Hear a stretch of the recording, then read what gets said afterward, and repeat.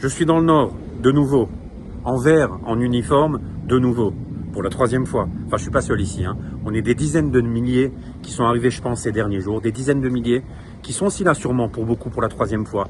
Première fois dans le Nord, puis à Gaza, puis de nouveau dans le Nord, tout ça dans la même année.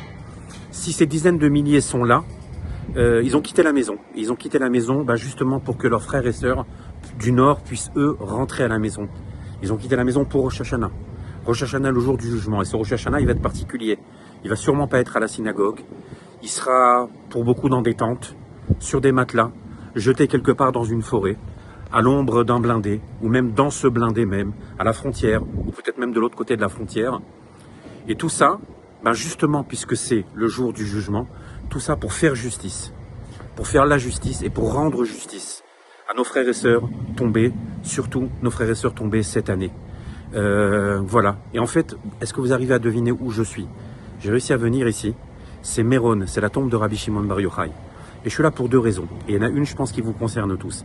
La première, c'est que j'ai voulu essayer de m'inspirer un tout petit peu du personnage ou du message de Rabbi Shimon Bar Yochai, un message d'exigence totale, mais de foi totale dans le Ham Israël, dans le peuple d'Israël et dans la destinée du peuple d'Israël. Et la deuxième raison, c'est pour prier.